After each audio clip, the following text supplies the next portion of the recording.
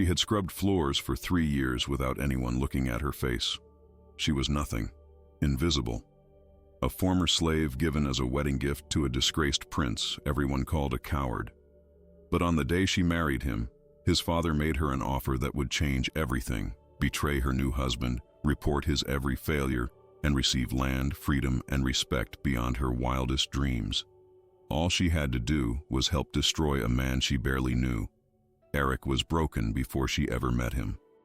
Punished by his own father for refusing to burn innocent families. Humiliated for choosing conscience over cruelty.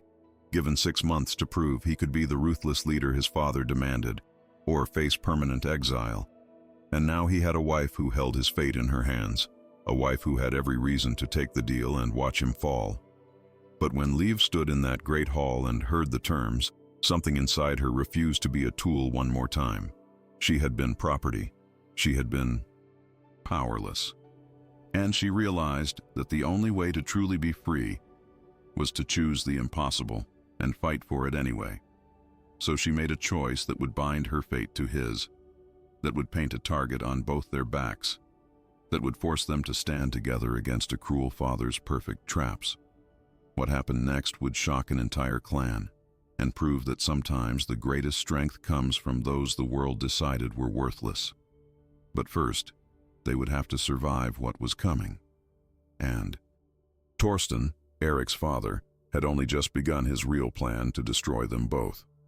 Liv had scrubbed floors in that great hall for 3 years as a thrall, and not once had anyone looked at her face. They looked through her, past her, around her. So when Jarl Torsten finally met her eyes on her wedding day, she knew immediately that something was terribly, devastatingly wrong. The great hall reeked of seal fat and old mead, smoke clinging to the rafters like the shame that pressed against her chest. Her hands trembled beneath the rough wool of her wedding dress, a garment so stiff it felt like wearing her own coffin. Beside her stood Eric, Torsten's eldest son, staring at the packed earth floor as though he could disappear into it. His jaw was clenched so tight she could see the muscle jumping beneath his skin, and his knuckles had gone white where he gripped the ceremonial drinking horn. She had heard the whispers, of course. Even thralls heard things when the free folk drank too much. Eric the coward, they called him, the Jarl's son who had refused to raid, who had turned his back on glory, who had shamed his father's name.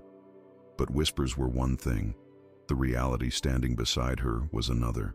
He would not look at her, would not acknowledge her existence even as they were bound together before gods and men. Torsten rose from his carved seat and the hall fell silent.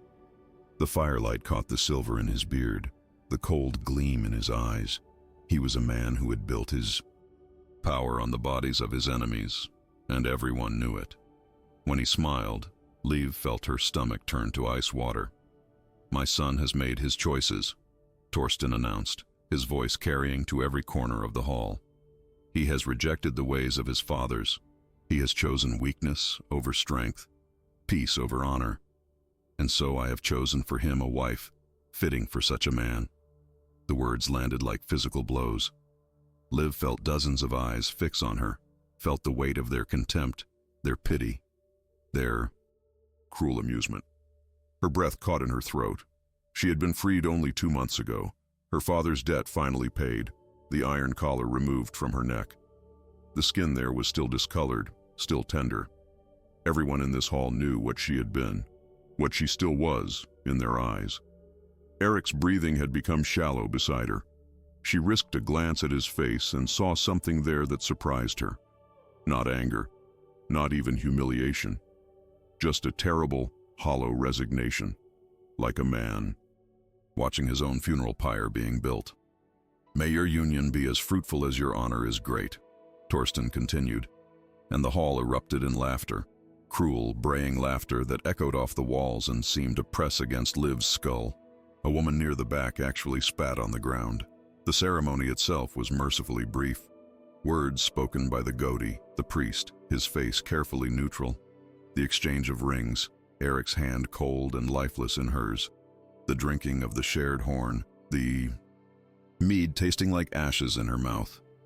Through it all, Eric never once met her eyes. When it was done, When they were declared bound before the gods, Torsten approached them. He moved with the confidence of a man who owned everything he surveyed, including his own son's misery. He placed a hand on Eric's shoulder, fingers digging in hard enough to leave marks. "I have given you a thrall as a wife," Torsten said, his voice low enough that only they could hear. "Because that is what you have made. Yourself, a thrall to your own weakness." He leaned closer, his breath hot against Eric's ear. 6 months. You have 6 months to prove yourself worthy of this family's name. 6 months to show me you are capable of leading men, of making the hard choices, of being what a Jarl's son should be. His eyes slid to leave, cold and calculating. "If you fail, I will declare you outlaw. You will be exiled. Your name will be struck from our family's saga. You will be nothing." Liv's heart hammered against her ribs. Outlawry. The word hung in the air like an executioner's blade. To be declared outlaw was to be cast out completely, to lose all rights, all protection. Anyone could kill an outlaw without consequence. It was a death sentence, just delivered slowly. Torsten's gaze fixed on her now, and she felt herself shrinking under its weight. "And you, thrall bride, you have a choice to make." He smiled, and it was the smile of a wolf cornering prey. "Help my son fail. Tell me of his weaknesses, his mistakes, his every stumbling, and I will reward you. I will give you land, livestock, a place of respect among the free folk. You will never again wear the collar." He paused, letting the words sink in. "Or stand with him in his weakness and share his exile, share his shame. Return to nothing." The world seemed to narrow to a pinpoint. Liv could hear her own heartbeat, could feel the rough wood of the bench beneath her fingertips, could smell the smoke and sweat and fear. Everything she had ever wanted, offered freely. Freedom, real freedom, respect, a life. All she had to do was betray a man who clearly despised her anyway. Torsten stepped back, his message delivered. 6 months, he repeated, louder now, for the hall to hear. "Let us see what my son is truly made of." As the Jarl returned to his seat and the feast began, Liv stood frozen beside her new husband. Eric finally looked at her then, really looked at her, and what she saw in his eyes made her breath catch. Not hatred, not even resentment. Just a deep, bone-weary exhaustion, the look of someone who had already given up. "I know what you are," he said quietly, his first words to her all day.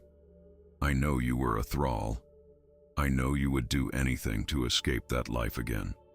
His voice was flat, emotionless. "I do not blame you for what you will do. I would do the same." He turned and walked away, leaving her standing alone in the center of the great hall, surrounded by the laughter and jeers of the clan, with Torsten's offer burning in her mind like a brand. She had 6 months to choose between survival and something she could not even name. 6 months to decide who she really was. And she had absolutely no idea what that answer would be. The longhouse Eric had been given was at the furthest edge of the settlement, where the wind off the fjord cut through the walls like invisible knives. Liv stood in the doorway that first night, her few possessions clutched in a cloth bundle, and understood immediately what this placement meant. Even here, in what should have been their home, they were exiled. Eric was already inside, sitting on a low stool near the fire pit, staring into flames that barely took the edge off the cold. He did not look up when she entered, did not acknowledge her presence at all. The silence stretched between them like a frozen lake, thin ice waiting to crack. She moved carefully around the space, noting everything with the eyes of someone who had learned to read rooms for survival. A single sleeping bench, narrow and hard. Stores of food that would barely last 2 weeks. Tools that were old, handles worn smooth by other hands. This was not a home. This was a punishment dressed as shelter. "There is only one bench," she said finally, because the silence was crushing her chest. "I will sleep by the fire," Eric replied without looking at her. His voice was hollow, scraped raw. "You need not worry about sharing space with me." Something hot flared in Liv's chest. Anger maybe, or something sharper. I was not worried, she said, and the edge in her voice made him finally glance up. I have slept in worse places than beside a man who despises me. His eyes met hers for a long moment, and she saw something flicker there. Recognition, perhaps, or pain. I do not despise you, he said quietly. I despise what my father has made of both of us. The words hung in the cold air between them. Liv set down her bundle and moved closer to the fire, close enough that she could see his face clearly in the orange light. There were shadows under his eyes, lines around his mouth that seemed too deep for someone who could not be more than 25 winters old. He looked like a man who had been carrying something heavy for a very long time. Why did you refuse the raid? She asked. The question had been burning in her mind since the wedding. Everyone says you are a coward, but I have scrubbed this hall for 3 years. I have heard things, seen things. She paused, watching his reaction. Cowards do not usually look like men who made impossible choices. Eric's jaw tightened. For a moment she thought he would not answer. Then he stood abruptly, pacing to the far wall, his back to her. The raid was against a settlement that had done nothing to us, he said finally. Farmers, families. My father wanted it because their Jarl had insulted him at a thing 3 summers ago. A slight to his pride. His hands clenched into fists at his sides. I told him it was dishonorable, that we would be no better than murderers. He told me honor was for men who could afford it, and that I clearly could not. Liv felt something shift in her chest. She had expected excuses, justifications, not this raw honesty. So you refused, she said softly. So, I refused. Eric turned back to face her, and his eyes were bright with something that might have been unshed tears. And he made sure everyone knew, made sure they understood that his own son was weak, soft, unfit to lead. He laughed, a bitter sound. And now he has given me 6 months to prove I can be the kind of man he wants. The kind of man who burns farms and kills children for pride. The firelight caught the planes of his face, and Liv saw something there that made her breath catch. Not weakness, not cowardice, just a different kind of strength, one that their world had no use for. He offered me a choice too, she said, and watched Eric's expression shift to wariness. Tell him your failures. Report your weaknesses. Help him prove you are unfit. She paused, letting the weight of it settle. In exchange, he will give me land, respect, everything I lost when my father gambled away our farm and I was sold to pay his debts. Eric's face went very still. I see, he said quietly. Do you? Liv stepped closer, close enough that she could see the pulse jumping in his throat. Do you see that he has set us against each other? That he wants me to be the knife that finishes what he started? Yes. Eric's voice was barely a whisper. And I do not blame you for taking his offer. You owe me nothing. We are strangers bound by my father's cruelty. We are, Liv agreed. Then she did something that surprised them both. She reached out and gripped his arm, her fingers pressing hard enough that he could not ignore her touch. But I have been a thrall, Eric. I have been property. I have been nothing. And I learned something in those 3 years. What? He was looking at her now, really looking, and she could see confusion warring with something else in his eyes. I learned to see the patterns others miss, to hear the conversations that happen in shadows, to know which of the powerful are truly strong and which are just loud. She released his arm but held his gaze. Your father is loud, Eric, but he is not as strong as he believes, and there are cracks in his control. Something flickered across Eric's face. Hope, maybe. Or fear. What are you saying? I am saying that I have not decided what I will do yet. Liv moved back toward the fire, her mind already turning over possibilities, connections, fragments of overheard conversations from her years in the Great Hall. I am saying that your father made a mistake when he married you to someone he thinks is nothing. Because people who are nothing learn to pay attention in ways the powerful never do. Eric sank back down onto the stool, his eyes never leaving her face. You would help me?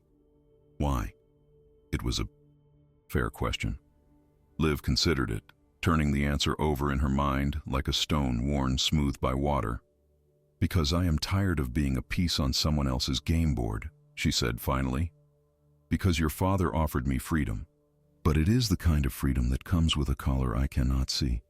I would still be his, still be controlled. She met Eric's eyes directly. And because you stood in front of your father and all those warriors and said no to something evil, even knowing what it would cost you. The silence that followed was different from before, warmer somehow, charged with possibility instead of resignation. 6 months, Eric said softly. That is not much time. No, Liv agreed. It is not. My father will be watching, testing, creating situations designed to make me fail. Yes. Liv felt her mind already racing ahead, cataloging information, sorting through memories. But he will be watching you, not me. No one watches the thrall bride. No one thinks I matter. Eric's lips curved into something that was almost a smile. That could be useful. It will be essential, Liv corrected. Then she paused, needing to voice the truth between them. But Eric, you need to understand something. I do not know if we can win. Your father is powerful, ruthless, and I am still deciding if survival is worth the cost of standing against him. I understand, Eric said, and the acceptance in his voice was almost painful to hear. Whatever you decide, I will not hold it against you. Liv nodded and turned toward the sleeping bench, exhaustion suddenly crashing over her like a wave. But as she settled onto the hard wood, pulling the thin blanket around her shoulders, she heard Eric's voice one more time, soft in the darkness. Thank you. For not deciding yet. For giving me even that much. She did not answer. Could not, with the tightness in her throat. But as she lay there listening to the wind howl outside their exile house, Liv realized something that terrified her. She had already made her choice. She just was not ready to admit it yet. The test came sooner than Liv expected. 3 days after the wedding, a messenger arrived at dawn with a summons from Torsten. Eric was to settle a dispute between 2 farmers over a boundary stone, a simple matter that should have taken an hour. But Liv knew, the moment she saw the messenger's satisfied smirk, that nothing about this would be simple. She followed Eric to the disputed land, staying back as was expected of wives, but close enough to observe. The 2 farmers were already there, shouting at each other across a strip of rocky ground barely wide enough for a plow. One was Ragnar, a thick-shouldered man with a scar bisecting his left eyebrow. The other was Ulf, older and thinner, but with eyes that darted like a cornered fox. What made Liv's stomach clench was the audience. At least 20 men had gathered to watch, far too many for a boundary dispute. Among them stood Bjorn, Torsten's most trusted warrior, arms crossed and face carefully neutral. This was a performance, staged for witnesses who would report back to the Jarl. Eric approached the disputed ground, and Liv could see the tension in his shoulders, the way his hands flexed at his sides. He listened as both farmers presented their cases, Ragnar bellowing about his father's claims, Ulf speaking more quietly about tradition and old markers. The boundary stone itself was half buried in earth, its runes worn nearly smooth by weather and time. "The stone marks my land," Ragnar shouted, spittle flying from his lips. "My father swore it to me on his deathbed. This weasel wants to steal what is rightfully mine." "Your father was drunk more than sober," Ulf shot back, his voice shaking with anger. "The stone has always marked the midpoint between our families. You want to take what your grandfather agreed to split fairly."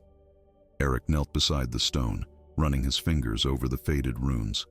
Liv watched him closely and saw the exact moment he realized the trap. His jaw tightened almost imperceptibly, his breath coming slightly faster. Whatever decision he made here would be wrong. "The runes are too worn to read clearly," Eric said, standing slowly. "But both of you have farmed beside this stone for years without dispute. What changed?" Ragnar's face flushed dark red. "What changed is that I am tired of being cheated. I want what is mine." And I want what has always been agreed upon, Ulfi insisted, but his voice wavered. Liv's mind raced, piecing together fragments. She had seen Ragnar in the Great Hall during her thrall years, seen him laughing with Torsten's warriors, drinking at the Jarl's table. Ulf she remembered too, but differently. He had been one of the few who had ever treated thralls with basic decency, who had not kicked or spat. The trap was elegant in its cruelty. If Erik sided with Ragnar, he would be seen as fair by the warriors, but would be taking from a decent man to give to a bully. If he sided with Ulf, he would be going against one of Torsten's favorites, showing weakness, inability to command respect from strong men. Either choice would be reported to his father as proof of his unfitness. Erik seemed to be struggling with the same realization. His face had gone pale, and Liv could see sweat beating at his temples despite the morning chill. The watching men shifted restlessly, waiting for him to stumble. She knew she should stay silent, knew that a wife, especially a thrall wife, speaking up would only make things worse. But her mouth opened anyway, words tumbling out before caution could stop them. Perhaps the stone should not decide at all, she said, her voice cutting through the tension. Every head turned toward her. Erik's eyes widened in alarm. Bjorn's face twisted into a sneer. Ragnar looked at her like she was an insect that had dared to speak. "Who asked the thrall bride?" Ragnar spat. Liv felt heat crawl up her neck but forced herself to step forward. Her heart hammered against her ribs so hard she thought it might break through. "I am no longer a thrall," she said, keeping her voice steady through sheer force of will. "And I remember something from my years working in the Great Hall." "Remember what?" Erik asked quietly, and she could hear both warning and desperate hope in his tone. "I remember that 3 winters ago, there was a harsh freeze that killed much of the barley crop." Liv continued, her mind pulling up the memory with crystalline clarity. Ragnar's family had enough stores to survive, but Ulf's family did not. She turned to face Ulf directly. "You came to the Great Hall begging for seed grain to plant in spring, or your children would starve." Ulf's face confirmed it, color draining from his cheeks. Around them, the watching men leaned in, suddenly interested. "Torsten refused you," Liv continued, the memory sharp as broken glass. "Said you should have planned better, but someone else gave you grain, did they not? Enough to plant and feed your family through winter." "What does this have to do with the boundary?" Bjorn demanded, but his voice lacked its earlier confidence. Liv turned to Ragnar, whose face had gone carefully blank. "It was your grain, was it not? Your family helped Ulf's family survive that winter." The silence that followed was absolute. Ragnar's jaw worked soundlessly, trapped between pride and the truth. Finally, he jerked his head in what might have been a nod. "Then, perhaps," Erik said slowly, understanding dawning in his eyes, "the question is not where the stone lies, but whether 2 families who once helped each other should let a rock destroy what they built." "I want what is mine," Ragnar repeated, but the fire had gone out of his voice. "And you have it," Liv said quietly. "You have neighbors who remember kindness, who will help you again when hard times come, as they always do." She paused, letting the words sink in. "Unless you would prefer to be right and alone." Ulf was staring at the ground, his thin shoulders shaking. When he looked up, his eyes were wet. "I have not forgotten what you did for us, Ragnar. My wife speaks your name in her prayers every night." Something cracked in Ragnar's expression. His big hands clenched and unclenched at his sides, years of anger warring with the memory of being a better man. Around them, the watching warriors shifted uncomfortably, their entertainment souring into something more complex. "The stone stays where it is," Ragnar said finally, his voice gruff. "Split down the middle as it was." "Agreed," Ulf whispered. The watching men began to disperse, their whispered conversations a low buzz. Bjorn remained a moment longer, his eyes fixed on Liv with an expression that made ice form in her belly. Then he too turned and left, heading back toward the Great Hall and Torsten's waiting ears. When they were alone, Eric turned to leave. His face was pale, but his eyes were bright with something she could not quite name. "That was dangerous," he said. "Yes," Liv agreed, her hands shaking now that the moment had passed. "My father will hear that you spoke, that you influenced the decision. I know. He will be angry." Eric's voice dropped lower. "He wanted me to fail this test, and instead, we found a solution that makes both men satisfied. He will see that as you interfering with his plans." Liv's throat felt tight. She had acted on instinct, on the memory of a cold winter, and a desperate man. But now the reality settled over her like a shroud. She had made herself visible, had stepped out of the shadows where thralls learned to survive, had become a target. "I am sorry," she whispered. "I should have stayed silent." "No." Eric reached out and gripped her shoulder, his hand warm through the rough wool of her dress. "You saved me from an impossible choice. You remembered something I never would have known. You saw a path I could not see." His grip tightened. "But, Liv, you need to understand. My father will not forget this, and he does not tolerate interference with his schemes." "What will he do?" Eric's face was grim. "I do not know, but it will be soon, and it will be calculated to hurt." As they walked back toward their longhouse, Liv felt eyes watching from windows and doorways. Word would already be spreading. The thrall bride had spoken at a dispute, had influenced the Jarl's son's decision, had made herself something other than invisible. She had wanted to help Eric, had wanted to prove that she could be useful, that her years of observation had value. But now, walking through the settlement with hostile gazes following her every step, she realized she might have made a terrible mistake. She had drawn Torsten's attention, and men like Torsten did not simply accept defiance. They crushed it publicly and brutally as a lesson to others. The question now was not whether he would strike back. It was how soon, and how devastating the blow would be when it came. Torsten's retaliation came 2 days later, and it was more vicious than Liv had imagined possible. She was at the stream washing clothes when she heard the shouting, her hands stilled in the icy water, soap forgotten, as voices carried down from the settlement. Angry voices, a woman screaming, then Eric's voice, raised in protest, cut off abruptly by something that sounded like a blow. Liv dropped the wet wool and ran, her feet slipping on the muddy path, breath tearing at her throat. By the time she reached the clearing in front of their longhouse, a crowd had already gathered. Through the press of bodies, she could see Eric on his knees in the dirt, blood streaming from his nose.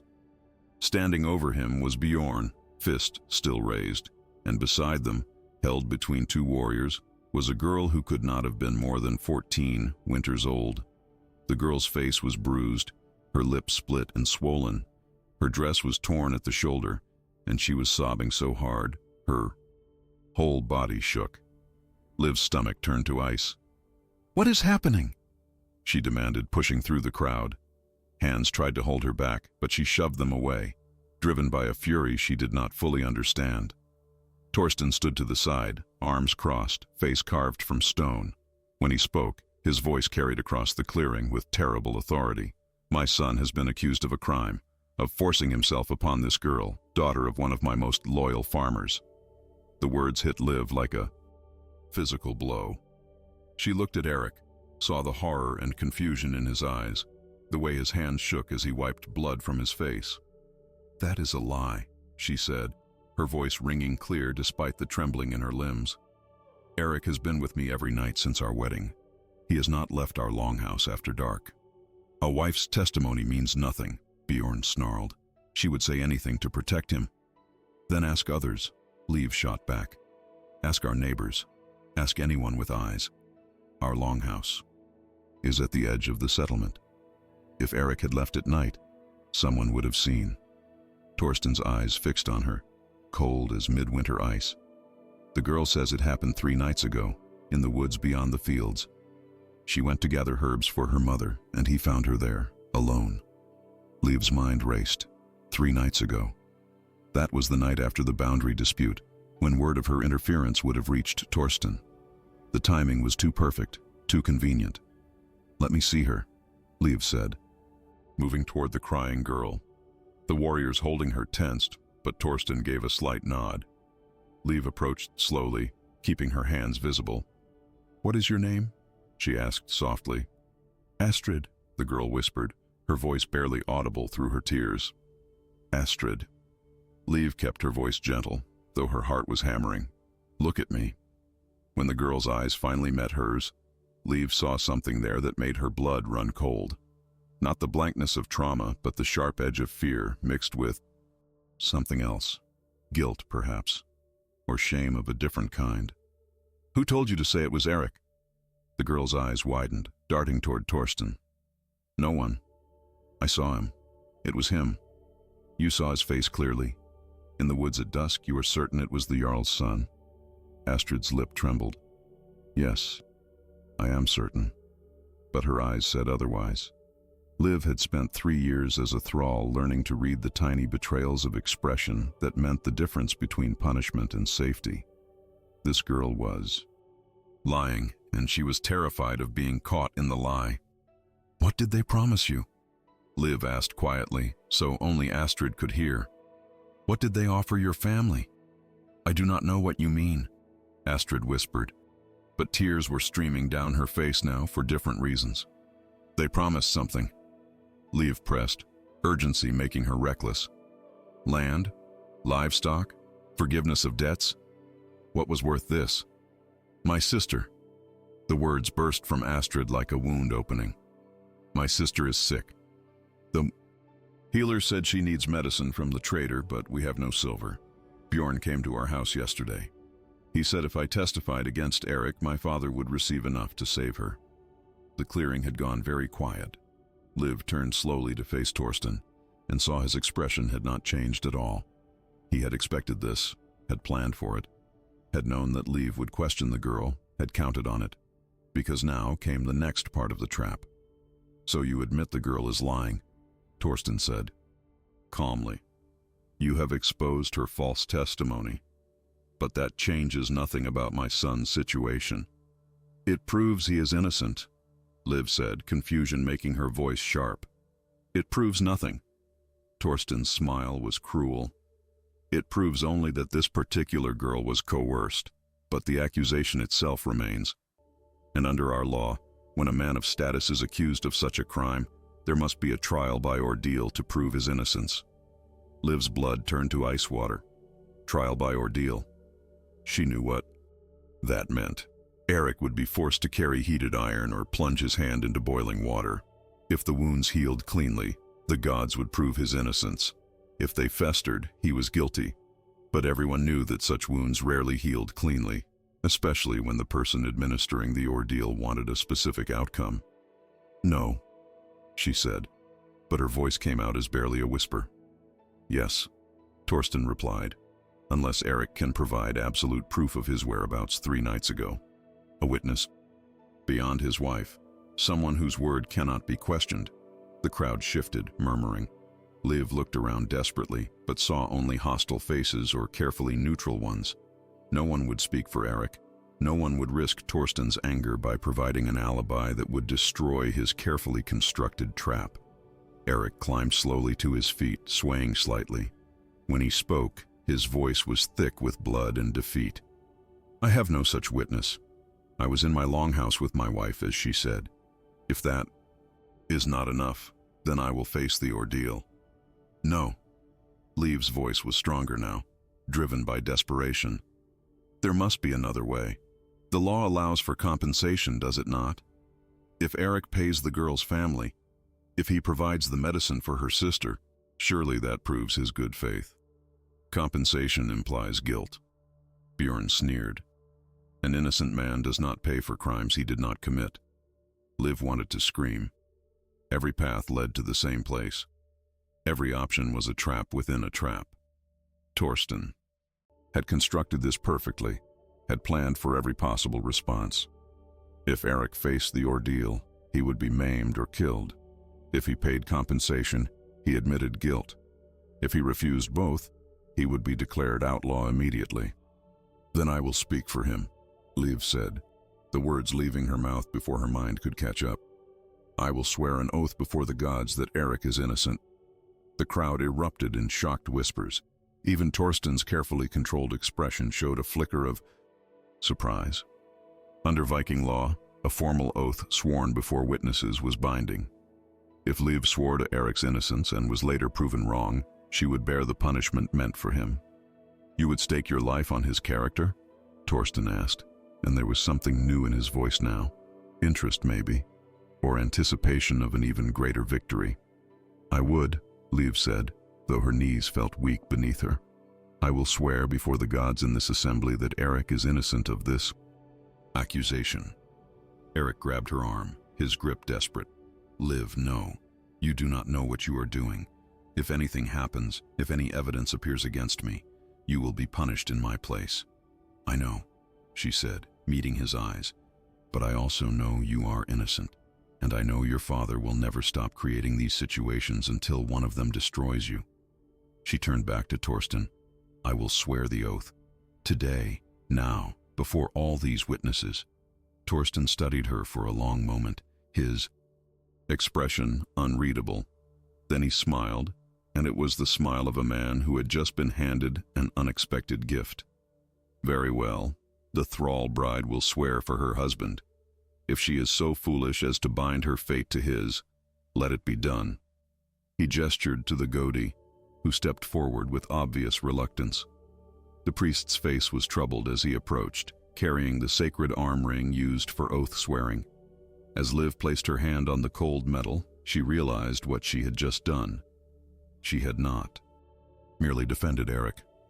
She had made herself a target, had painted a mark on her own back. And from the satisfied gleam in Torsten's eyes, that was exactly what he had wanted all along. That night, Eric would not look at her. He sat by the fire with his head in his hands, shoulders hunched as though carrying a weight that might break him. The blood had been washed from his face, but bruises were already blooming along his jaw where Bjorn's fist had connected. When Liv brought him water, he flinched away from her touch. "You should not have done it," he said finally, his voice raw. "You have bound yourself to my fate. If my father manufactures more evidence, if he finds another way to prove me guilty of something, anything, you will suffer the consequences meant for me." "I know what I did," Liv replied, settling onto the floor across from him. Her hands were still shaking from the oath ceremony, from the weight of the sacred arm ring, from the feeling of every eye in the settlement watching her seal her fate to his. "Do you?" Eric's head snapped up, and she saw fury in his eyes for the first time. "Do you understand what my father is capable of? He orchestrated that entire scene today, found a desperate family, offered them exactly what they needed most, coached a frightened girl on what to say. All of it designed to trap me, and you walked right into his next snare." "It was not a snare," Liv said, though uncertainty gnawed at her. "It was the only option that kept you alive. For now." Eric stood abruptly, pacing the small space like a caged animal. "But he will come at us again, and again. And now when he does, you will be the one who pays the price." His voice cracked. "I did not want this. I never wanted anyone else to suffer because of me." Liv watched him pace, saw the guilt and fear warring in every line of his body, and felt something shift in her chest. "Then we make sure he cannot manufacture evidence," she said quietly. "We make sure there are witnesses to everything you do. We create alibis that cannot be questioned." "How?" Eric's laugh was bitter. "No one in this settlement will speak for me. You saw their faces today. They are all loyal to my father, or too frightened to cross him." "Not everyone."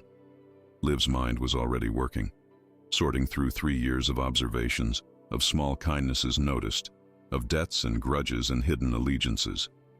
"Ulf spoke well of you after the boundary dispute, and there are others. People your father has wronged, people who remember what he has taken from them." Eric stopped pacing, turning to face her. "You think we can turn his own people against him? I think we can find those who are already turned, who simply have no voice." Liv leaned forward, urgency making her words come faster. Your father rules through fear and force, but that kind of rule always creates cracks. People who smile to his face and curse his name in private. We just need to find them. And do what? Convince them to risk everything by speaking for me? No. Liv shook her head. We convince them to watch, to witness, to be eyes and ears that your father cannot control. She paused, knowing what she was about to say would sound impossible. Eric, I spent 3 years invisible in the Great Hall. I heard things, saw things. Your father has enemies even among his own warriors, men who resent his choices, who lost brothers or sons in raids they thought were foolish, women whose husbands were sacrificed for his ambition. Eric's expression shifted, hope and doubt mixing. Even if that is true, how do we reach them? How do we organize resistance against someone who has spies everywhere? Carefully, Liv stood, moving to the small window that looked out over the settlement. Lights flickered in distant longhouses, lives continuing in the darkness. We start with the people who have nothing left to lose, the ones your father has already destroyed. They are the ones who might dare to act. Like Astrid's family, Eric said slowly, understanding dawning. They were willing to lie for him because they were desperate, but now he has what he wanted from them. Do you think he will actually pay what he promised? Liv turned back to face him, a cold smile touching her lips. Men like your father never pay their debts if they can avoid it. He got what he wanted. Why would he waste resources on a family he has already used? So we go to them, Eric said, his voice gaining strength. We offer to help Astrid's sister ourselves. We show them that I keep my word, even when falsely accused. And more importantly, Liv added, we show them what it means to trust Torsten versus trusting us. We create doubt where he relies on fear.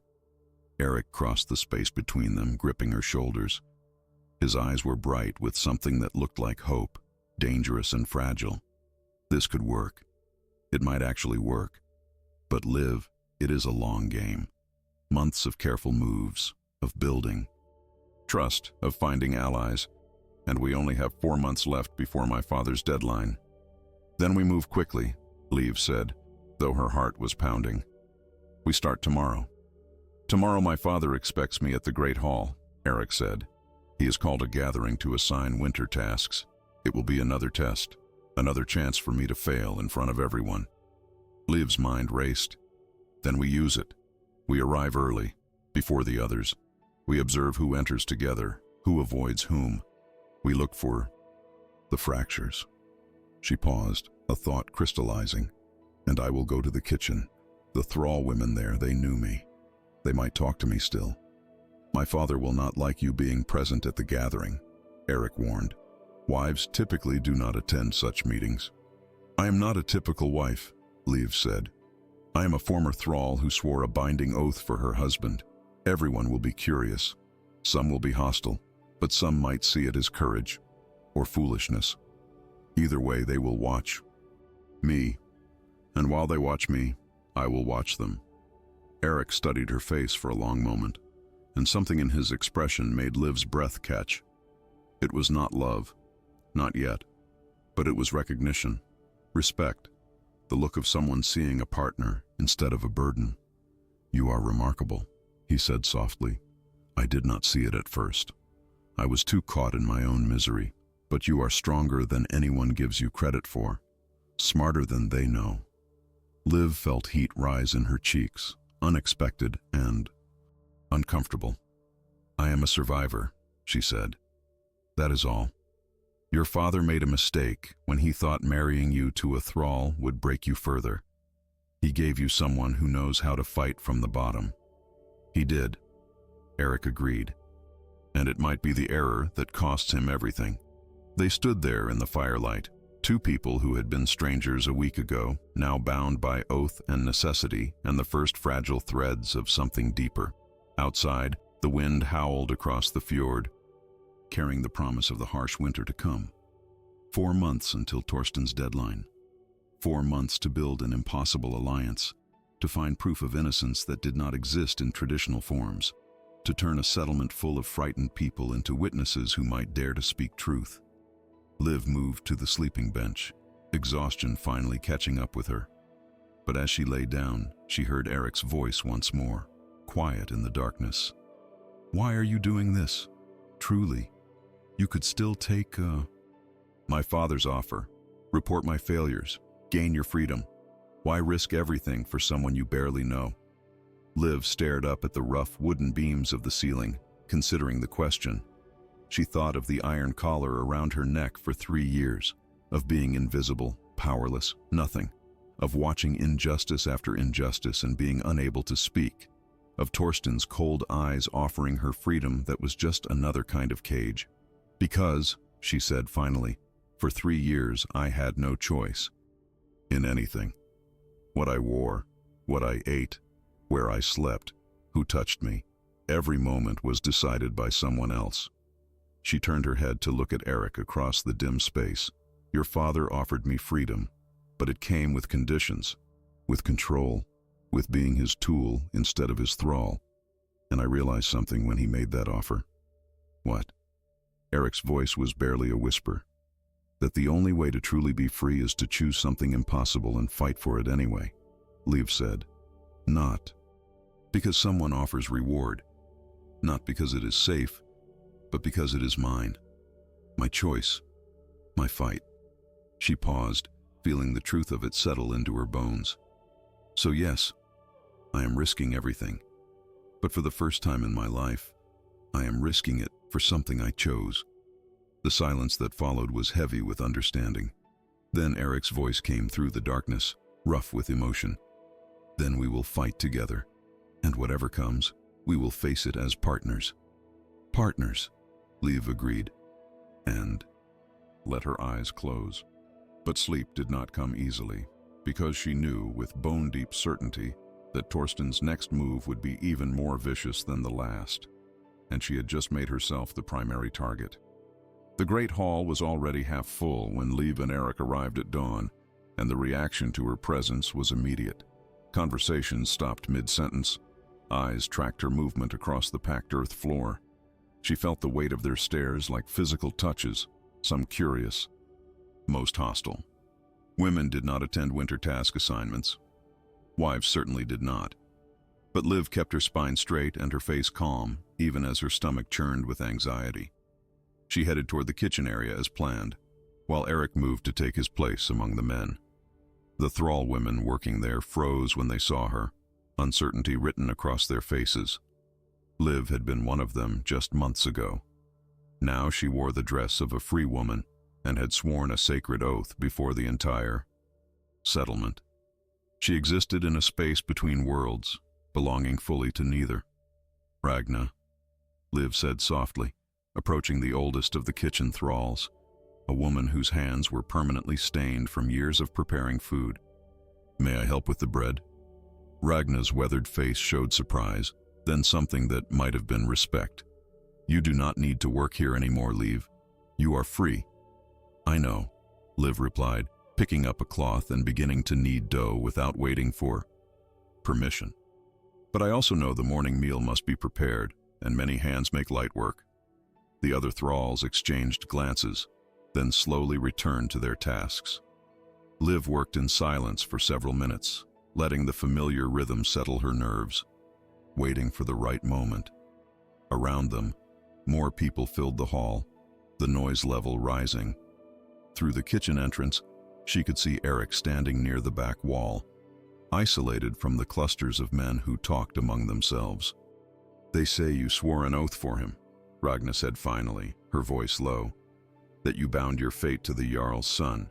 "I did," Liv confirmed, keeping her eyes on the dough. "That was either very brave or very foolish." Ragna paused in her work, studying Liv's face. "Most think foolish. They say the Jarl will destroy his son one way or another, and you have only ensured you will fall with him." "Perhaps," Liv said. "But I would rather fall for something I chose than survive by betraying what is right." One of the younger thralls, a girl named Sigrid with burn scars on her arms from kitchen accidents, moved closer. "Is it true what they say, that the Jarl offered you land and freedom if you would report against Eric?" Liv hesitated, then nodded. The thralls went very still, hands pausing in their work. "And you refused," Ragna said, something like wonder in her voice. "You chose a disgraced husband and an uncertain future over security." "I chose not to be someone's tool," Liv corrected, gently. "The freedom Torsten offered came with invisible chains. I have worn real chains. I will not wear hidden ones willingly." Sigrid's eyes were bright with something that looked like tears. "My brother is in the Jarl's service, a warrior. He tells me things sometimes, when he drinks too much." She glanced around nervously, then leaned closer. "He says Torsten planned something terrible, that Eric's 4 months will not pass peacefully, that the Jarl wants his son broken completely before the exile." Liv's hand stilled in the dough. "What kind of thing?" "I do not know exactly," Sigrid whispered, "but it involves the winter stores, the grain counts. Something about making it look like Eric has been stealing from the common supplies." Ice formed in Liv's chest. Stealing from winter stores was one of the worst crimes in their society. In a land where harsh winters could mean starvation, anyone who took more than their share threatened the entire community's survival. If Torsten could make it appear that Eric had been hoarding grain while others went hungry, the settlement would turn on him completely.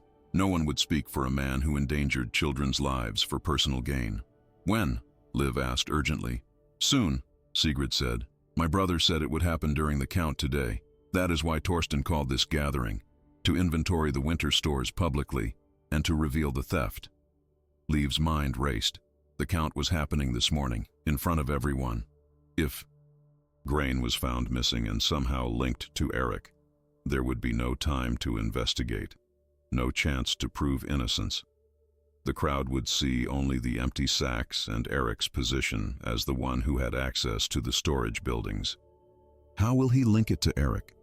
Liv asked, forcing her voice to remain steady. Ragna answered this time, her face grim. "The storage keys. Each household head has one. If grain is missing and Eric's key shows signs of recent use, everyone will assume he took it." "But Eric has not been to the storage buildings," Liv protested. "His key hangs in our longhouse. He has not touched it." "Are you certain?"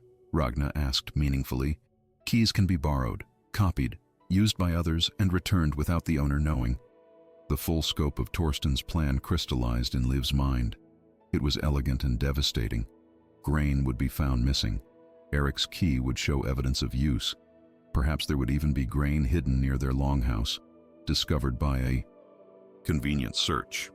Eric would be condemned not by false testimony this time, but by physical evidence that seemed irrefutable. And Liv had sworn an oath binding her fate to his. When Eric was found guilty, she would share his punishment. "I need to speak with Eric," Liv said, abandoning the dough and wiping her hands. "It may be too late," Sigrid whispered. "The count is beginning now." Liv looked through the kitchen entrance and saw that the hall had filled completely. Torsten stood at the center, Bjorn beside him, both men looking satisfied in a way that made her blood run cold. The storage master was bringing in the first sacks of grain, preparing to count them publicly. She pushed through the crowd, ignoring the protests and angry looks, until she reached Eric's side. He turned to her, surprise on his face, and she gripped his arm hard enough to hurt. "Your key," she hissed. "Where is it?" "In the longhouse, hanging by the door." "Why? Are you certain it has been there all week? You have not moved it? No one has had access to it?" Eric's face paled as understanding dawned. "No one except—" He stopped, eyes widening. 3 days ago, Bjorn came to our house while you were at the stream. He said he needed to discuss the boundary dispute. I left him alone for a moment while I fetched water. He could have taken the key, used it, and returned it." Liv finished, her heart sinking. "Eric, they are going to find grain missing. They are going to tie it to you. This entire gathering is a trap." Eric's hands clenched into fists. "What do we do?" Liv's mind spun through possibilities, each one more desperate than the last. They could not flee. That would be admission of guilt. They could not accuse Bjorn without proof. They could not prevent the count from happening. Every path led to the same devastating end, unless— "The grain is not actually missing," Liv said suddenly, the realization hitting her like lightning. It cannot be. Torsten would not actually, steal from winter stores that would endanger everyone, including his own family. So where is it? Eric stared at her. Hidden somewhere. Somewhere it will be found after the count, making it look like I took it. Hidden near our longhouse, Liv said, pieces falling into place. Somewhere obvious once they search. Somewhere that will make my oath meaningless because the evidence will be undeniable. Then we find it first, Eric said, before they conduct the search. We find where it is hidden, and we move it. We do not have time, Liv said desperately. The count is starting now. By the time they finish, they will declare grain missing and demand a search. We cannot leave without everyone seeing, and if we leave, it confirms guilt. Eric's face was ashen. Then what? Liv looked around the packed hall, at the faces watching Torsten with respect or fear, at the warriors standing ready to enforce his will, at the thralls working silently in the background. Her oath had been meant to protect Eric, but Torsten had planned for that, had created a situation where her word would be meaningless against physical proof. But physical proof could be questioned if the methods were questioned. We need witnesses, Liv said, the plan forming even as she spoke. When they search our house, we need people there who Torsten cannot control, people who will see if evidence is planted rather than found. Who would dare? Eric asked. People who have nothing left to lose, Liv said. People he has already destroyed. She turned, scanning the crowd, and her eyes found Astrid's father standing near the back, his face haggard. Beside him was Ulf, the farmer from the boundary dispute, and scattered throughout were others, people she had noticed during her thrall years, people who had been cheated, broken, used by Torsten's schemes. We gather them, Liv said. Right now, before the count finishes, we tell them what is happening and we ask them to witness, not to defend us, just to watch, to see, to be eyes that Torsten cannot control. They will refuse, Eric said hopelessly. They are too frightened. Maybe, Liv agreed, but maybe not. Maybe some of them are tired of being frightened. Maybe some of them want to see Torsten's perfect plan fail. She squeezed his arm. We have to try. It is our only chance. Liv moved through the crowd like a shadow, touching shoulders, whispering urgent words, while Torsten's voice boomed through the hall, announcing the beginning of the winter count.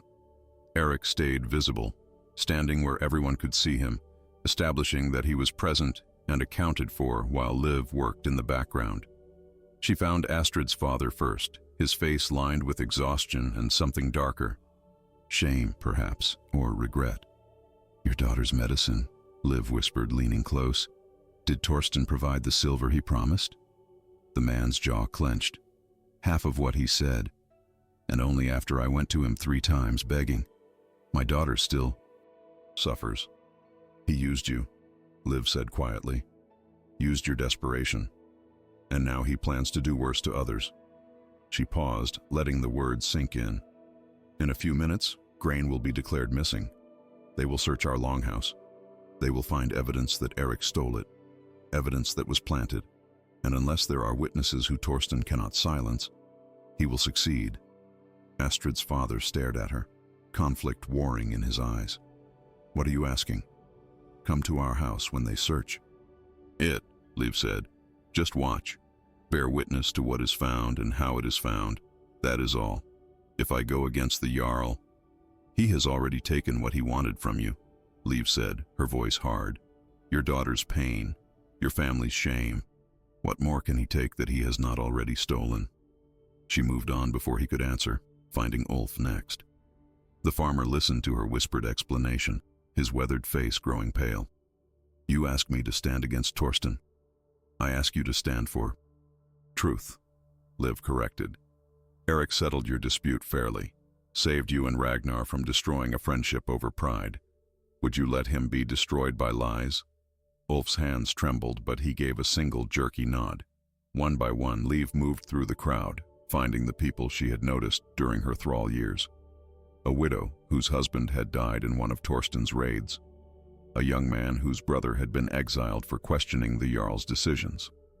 a farmer who had lost land in a suspicious legal ruling.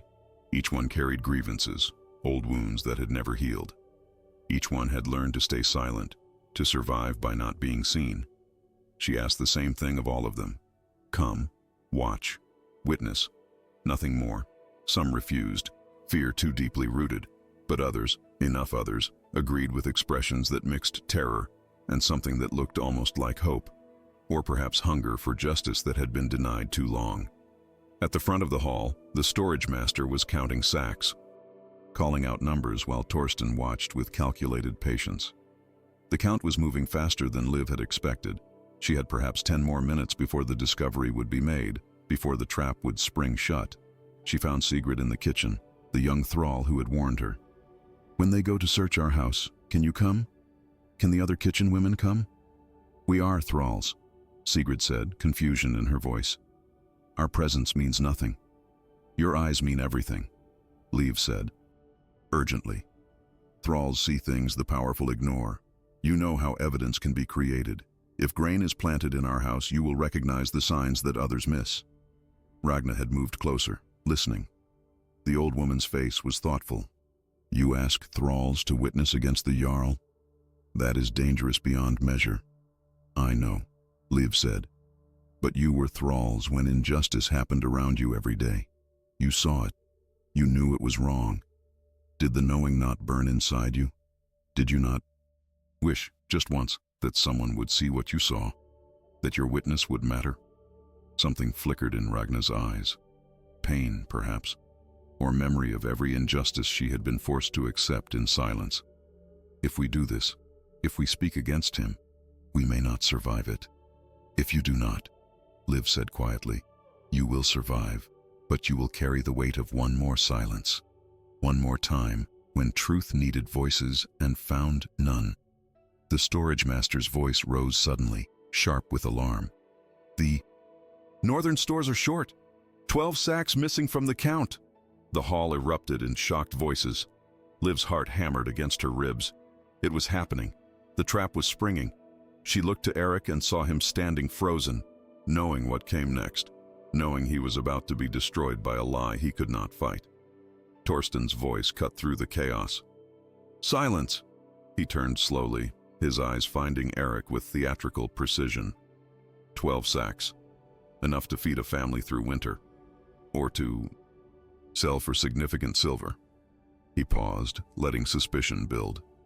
The storage keys are held by household heads. Eric, when did you last use your key? I have not used it, Eric said, his voice steady despite the trap closing around him. My key has hung in my house since winter stores were secured. Are you certain? Bjorn stepped forward, and Liv saw the satisfaction in his face, barely concealed. Perhaps you used it and forgot.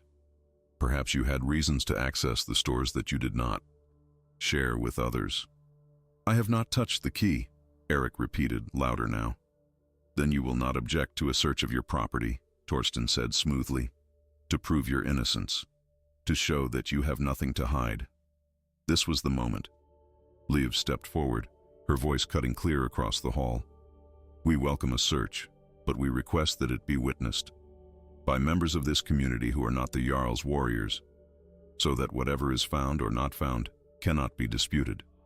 Torsten's eyes narrowed dangerously. You question the integrity of my men? I question nothing, Liv said, forcing her voice to remain calm though her hands shook. I simply request transparency. If my husband is innocent, let that innocence be proven before witnesses beyond reproach. If he is guilty, let that guilt be established by evidence that cannot be questioned. A murmur ran through the crowd. The request was reasonable, which made it difficult to refuse without appearing to have something to hide. Torsten's jaw tightened, and Liv knew she had forced his hand in a way he had not anticipated. Very well, he said after a long pause. Let there be witnesses. Bjorn will lead the search, but others may observe. I will observe, Astrid's father said suddenly, his voice cracking but determined. He stepped forward from the crowd, and Liv saw his hands trembling, but he stood firm. And I, Ulf added, moving to stand beside him. One by one, others stepped forward. The widow, the young man, the farmer. And finally, to Liv's shock, Ragna emerged from the kitchen area, Sigrid and two other thrall women behind her. "We will witness as well," Ragna said, her old voice carrying surprising strength. "If a search is to be made, let many eyes see how it is conducted." Torsten's face had gone dark with suppressed rage, but he could not refuse now without confirming suspicion. He had been outmaneuvered, forced into transparency he had not planned for. The crowd moved toward Eric and Liv's longhouse, a strange procession of warriors, witnesses, and the accused. Liv walked beside Eric, her heart in her throat. The plan had worked this far, but everything now depended on what happened next. If the grain was well hidden, if Bjorn was subtle in pretending to discover it, if the witnesses could be intimidated or confused, Torsten could still win. They reached the longhouse, and Bjorn began the search with theatrical thoroughness, opening chests, examining corners, while his warriors spread through the small space. The witnesses clustered near the doorway, watching everything. Liv stood beside Eric, their hands finding each other, fingers intertwining as they waited for the moment of discovery. Minutes passed. Bjorn's confidence began to look strained. He searched the sleeping area, the storage nook behind the firewood. His men examined the roof beams, the floor, even the outdoor storage shed. The grain was not where it was supposed to be. Liv could see confusion creeping into Bjorn's expression, then alarm. "Nothing," one of the warriors reported finally, frustration evident in his voice. "Search again," Bjorn ordered, desperation making his voice sharp. "It must be here." "We have searched," the warrior said. "There is no hidden grain, no evidence of theft." The witnesses exchanged glances, and Liv saw understanding dawn on several faces. They had expected to find planted evidence. Its absence told a story as clear as its presence would have. "Perhaps," Ragna said quietly but clearly, "the grain was never stolen at all. Perhaps the count was in error, or perhaps someone moved grain for purposes we do not understand, but it was not the Jarl's son." Murmurs of agreement rippled through the witnesses. Torsten's face had gone rigid with barely controlled fury. His perfect plan had collapsed, undone by transparency and witnesses he could not control. But as Liv met his eyes across the space, she saw something there that made ice form in her belly. Not defeat, not even embarrassment, just cold, calculated rage, and the promise of retaliation so severe it would make everything that had come before look like mercy. He had lost this battle, but the war was far from over. And Liv knew, with terrible certainty, that his next move would be designed not just to destroy Eric, but to punish everyone who had dared to witness against him. The retaliation came 3 days later, but not in the form anyone expected. Liv woke to find Eric already dressed, standing by the window with his shoulders rigid. Dawn light filtered through the gaps in the walls, painting everything in shades of gray. When she moved to stand beside him, she saw what had frozen him in place. Torsten's warriors were moving through the settlement, going door to door. But they were not searching or threatening. They were delivering something. Messages, perhaps, or summons. "He is calling an assembly," Eric said, his voice hollow. "A formal thing, to be held at midday." Liv's stomach dropped. A thing was the highest form of legal proceeding in their world, where disputes were settled, laws declared, and judgments made before the entire community. Whatever Torsten had planned, it would be public, binding, and devastatingly final. "What accusation will he bring this time?" Liv asked, though dread already told her it would be something they could not anticipate, could not defend against. "I do not know," Eric said, "but he has had 3 days to plan, 3 days to ensure whatever trap he springs cannot be escaped." They arrived at the assembly grounds to find half the settlement already gathered. The witnesses from the search stood together in a nervous cluster, their faces showing the strain of their brief rebellion. Astrid's father looked like he had not slept. Ragna kept her eyes down, but her presence alongside the other thralls was statement enough. Torsten stood at the center on the raised platform used for formal proceedings, Bjorn beside him. But What made Liv's blood turn to ice was the third figure standing with them. A stranger, a man in traveling clothes with the bearing of someone accustomed to authority, a law speaker from another settlement, brought in to give legitimacy to whatever was about to happen. When the crowd had assembled, Torsten raised his hand for silence. His face was calm, almost pleasant, which was somehow more terrifying than rage would have been. "I have called this thing to address a matter of grave concern," he began, his voice carrying across the assembly. "Not of theft, as some might expect. That accusation was investigated and found unproven." His eyes flicked to Eric, and Liv saw the promise there. "No, today we address a different matter, one of leadership, of fitness to inherit, of whether my son possesses the qualities necessary to one day lead this clan." Eric's hand found Liv's, squeezing hard enough to hurt. This was worse than accusation. This was judgment of his entire character, his capacity, his right to exist as his father's heir.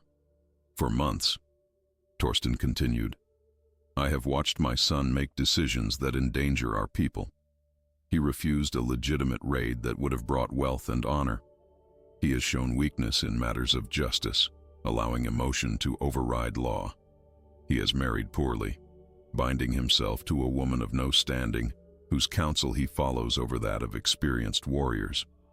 Liv felt the eyes of the crowd turn to her, felt the weight of their judgment. She forced herself to stand straight, to not look away.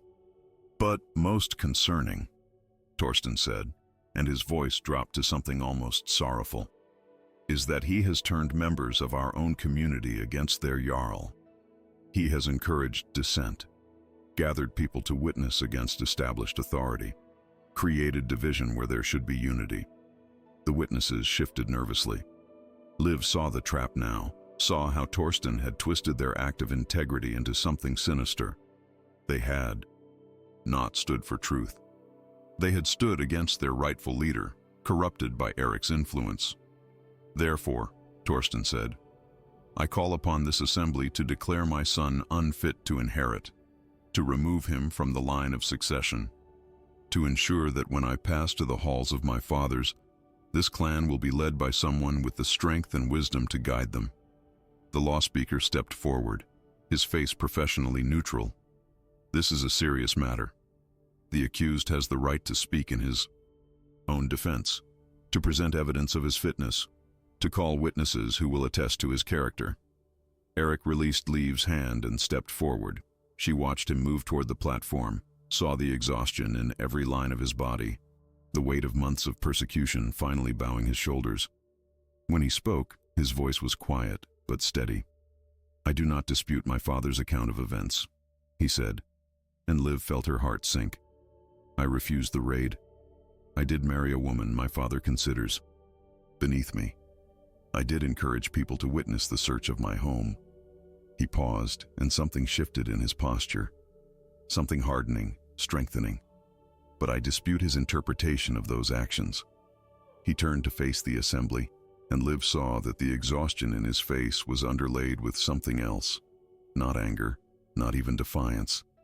Just a deep, unshakable certainty. "I refused the raid because burning the homes of innocent farmers for the sake of wounded pride is not strength. It is cruelty dressed as honor, and I will not lead by destroying those who have done nothing to harm us." A murmur ran through the crowd. Torsten's face darkened, but the law speaker raised a hand for silence. Eric had the floor by right of law. "I married Liv not because I was forced to," Eric continued, and his eyes found hers across the space, "but because I have learned in these past weeks that she possesses more wisdom, more courage, and more integrity than many who were born to power. She sees solutions I cannot see. She remembers compassion when others would choose violence. She stands for truth even when it costs her everything." Liv felt tears prick at her eyes. She had not known he saw her this way, had thought herself merely useful, a tool in his survival.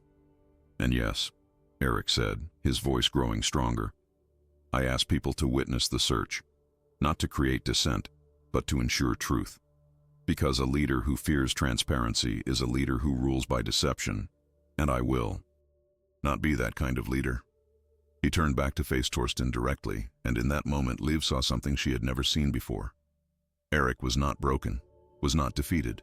He had been bending, testing, learning, and now he stood before his father fully formed, no longer a boy seeking approval, but a man who had found his own measure. "You are right, father," Erik said quietly. "I am not the leader you wanted me to be. I will never be the man who values pride over justice, power over mercy, fear over loyalty. If that makes me unfit in your eyes, then so be it. But I will not apologize for choosing a harder path. I will not regret refusing to become you." The silence that followed was absolute. Torsten's face had gone white with rage, then red, his hands clenching into fists. But before he could speak, another voice rang out across the assembly. "I will speak for Erik." It was Ulf, stepping forward from the crowd, his voice shaking but determined. "He settled my dispute fairly when he could have favored the stronger man. He chose wisdom over ease. That is leadership."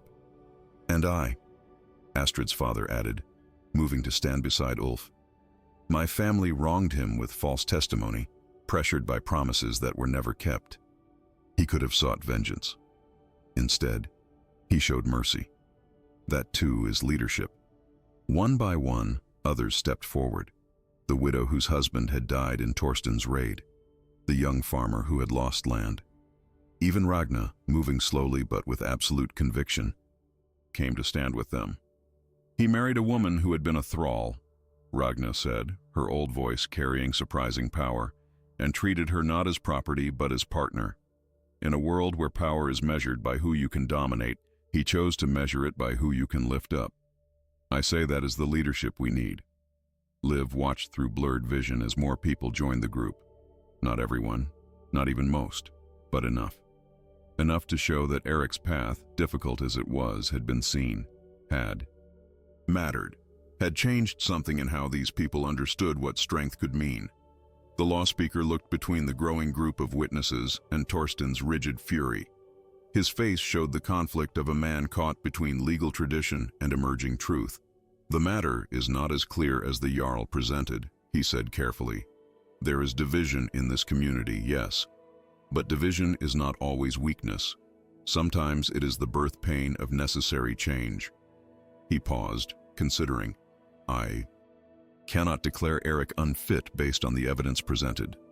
His choices have been unconventional, but they have not been without merit or support." Torsten's face twisted with barely contained rage. "You deny my right as Jarl to determine my own successor? I deny your right to use this thing to force a judgment that the community does not support," the law speaker said firmly. "If you wish to remove Erik from succession, you may do so by your own authority. But you cannot compel this assembly to declare him unfit when witnesses speak otherwise." It was not victory, not really. Torsten still had the power to disinherit Erik without formal approval. But it was something. It was public acknowledgement that Erik's path had worth, that his choices, however difficult, had merit. Torsten stepped down from the platform, his movements rigid with fury. As he passed Erik, he leaned close enough that only his son and Liv, who had moved to Erik's side, could hear. "You have won nothing," he hissed. "You are still weak, still unfit. And when I disinherit you, you will have no recourse, no appeal. You will be nothing." "Perhaps," Erik said quietly, "but I will be nothing on my own terms. And I will sleep at night knowing I chose the harder right over the easier wrong." Torsten's eyes shifted to Liv, and what she saw there made her blood freeze. "And you turned my son against me, made him believe weakness was strength. You will regret that before the end." He walked away, Bjorn following, leaving Erik and Liv standing among the slowly dispersing crowd. The witnesses approached slowly, uncertain but determined. "What happens now?" Ulf asked. "Now," Erik said, and for the first time in weeks, Liv heard something like hope in his voice. "We build something new. My father will disinherit me. We will have no wealth, no status, no protection of his name. but we will have each other, and we will have the choice to create the kind of community we believe in, even if we must. Build it from nothing. Liv looked at the faces around them. Not many, not powerful, but present, committed, changed by what they had witnessed and what they had dared to speak. From nothing, she echoed, and took Eric's hand. Together. As they walked back to their small longhouse at the edge of the settlement, Liv realized that Torsten had been wrong about one thing. She had not turned Eric against him. Eric had always possessed the seeds of this different strength. She had simply helped him. See that refusing to become his father was not weakness. It was the hardest kind of courage. And though the road ahead would be brutal, though they would face exile and hardship and the loss of everything conventional wisdom valued, Liv found she was not afraid, because for the first time in her life she was not surviving. She was choosing. And that choice, however difficult, was the truest freedom she had ever known. Liv had every reason to choose safety. She had worn chains, scrubbed floors, been treated as less than human for 3 years. When freedom was offered, when land and respect were placed before her, who could blame her for taking it? But she understood something most of us forget. Freedom bought with someone else's destruction is just another kind of slavery. She chose the harder path, the uncertain road, the partnership with a broken man against impossible odds. And in that choice, she found something more valuable than security. She found herself. So ask yourself this. When faced with the choice between comfortable survival and dangerous integrity, which would you choose? When someone offers you everything you want in exchange for betraying what is right, would you have the courage to say no?